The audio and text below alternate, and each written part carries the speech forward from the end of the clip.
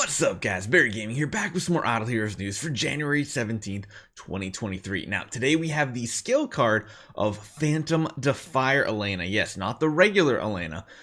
Don't know if they're putting that off for tomorrow or they're just completely skipping it, but we do have her skill card, and she seems pretty interesting, giving just a lot of dodge to your allies, which is really cool.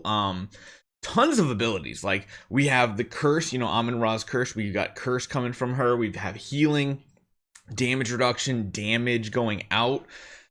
There's a lot of terms with this hero, so it's going to take a little bit to go over it, but she's looking pretty strong. She definitely is looking pretty strong. So hopefully you guys enjoy this one. Let's jump right into it.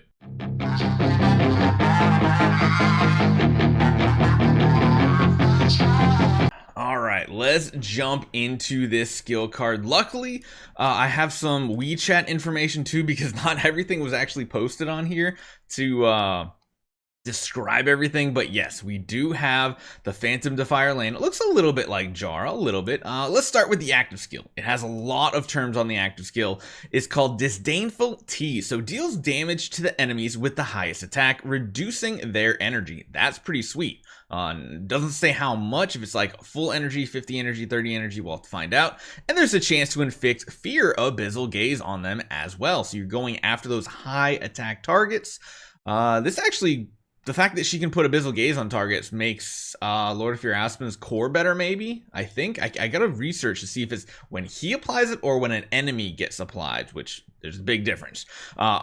Puts it on them for several rounds. Afterward, grants several layers of Mystic Veil to backline allies and restores their HP. So in here, they don't actually talk about Mystic Veil, but it sounds like the Veil of... This is from WeChat. The Veil of Concealment will cause the target to gain the effect Shadow Lurking, and each layer will increase Shadow Lurking with a certain probability. Now, Shadow Lurking says dodge received by active and normal skills, not like passives and stuff.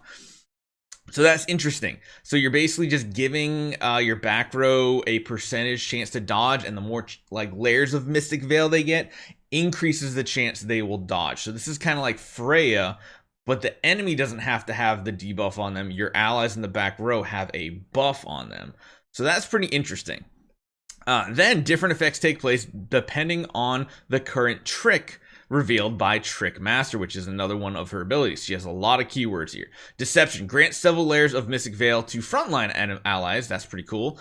Gives them some dodge. Memento Mori deals damage equal to a certain percentage of max HP, caps at a certain percentage to frontline enemies. That's probably not that big of a deal, to be honest. And then Uprising increases all allies all damage reduction for several rounds.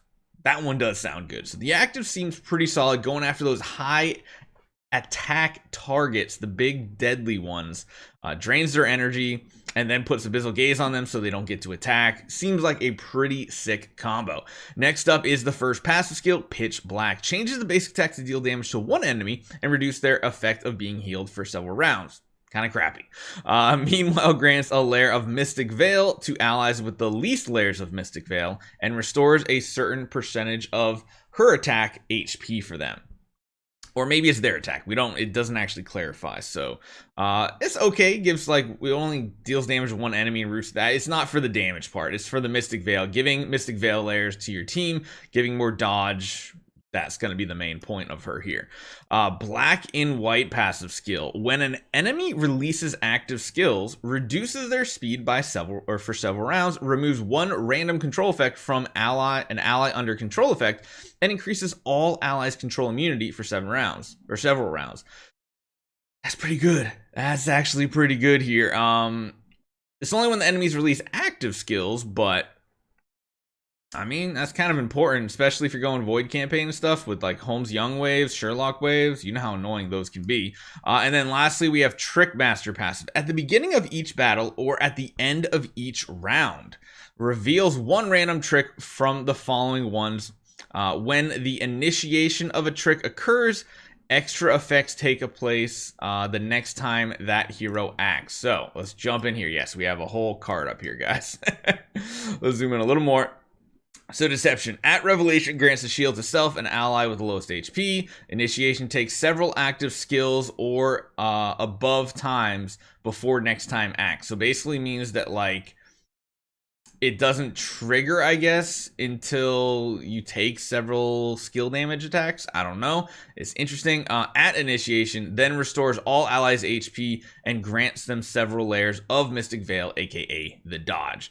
Memento Mori at revelation increases the crit damage for self and the ally with the highest crit for several rounds. Initiation, an ally or an enemy has to die to trigger this. At initiation, deals damage equal to a certain percentage of the current HP, capping at a certain percentage of her attack to the enemy with the highest HP. Okay, yeah, it's fine. Uprising, though, this one seems cool.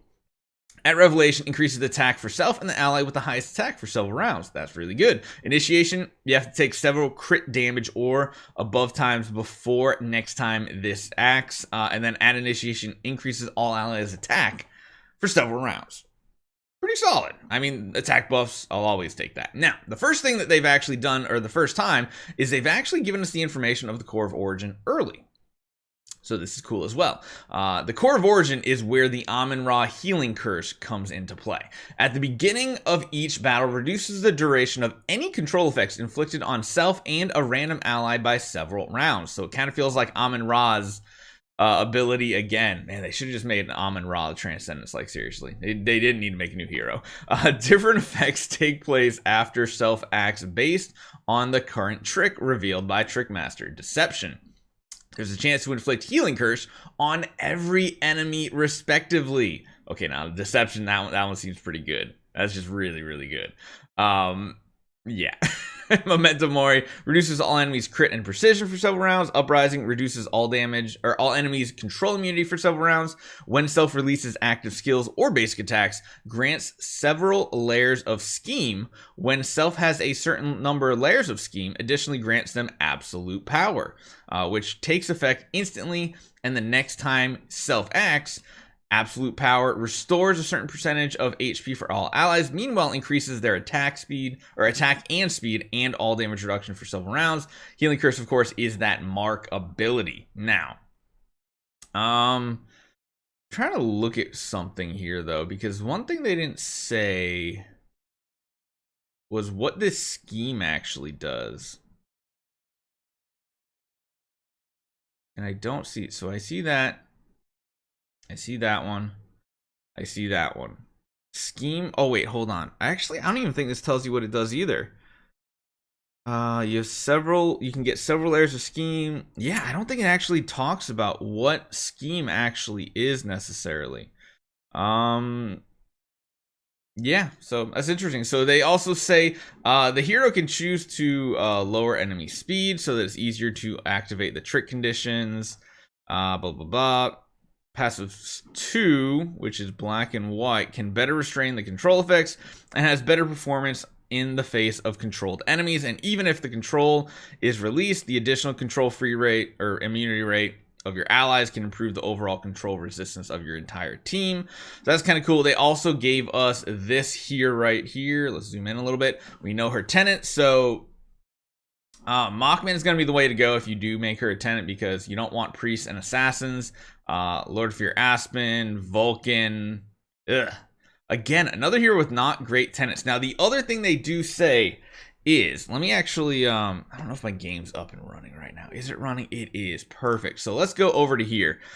We do know who she's going to become a tenant for here. I'm clicking all the wrong things. Okay, so Blood Tide Queen Elena should be the number 2 slot here, or it says either 2 or 4. I don't know which one. It looks like it might be number 2. We'll have to see for Blood Tide Queen Elena, and not many people are using her. And then also it's going to be the number 4 spot for Starwing Jara and Lord of Fear Aspen, it sounds like. So both of these are going to get her slotted into this position. I mean, that's interesting. That's definitely interesting. So let me know what you guys think about this hero. She sounds like she has potential. She sounds like you really want the core on her, though, to be active. So we'll have to see how that actually plays out. Hoping we see a card for just regular Elena tomorrow, but maybe we won't. We'll have to wait till Thursday for spoilers. So hopefully you guys enjoy this one. Hit that subscribe button. See you guys next time.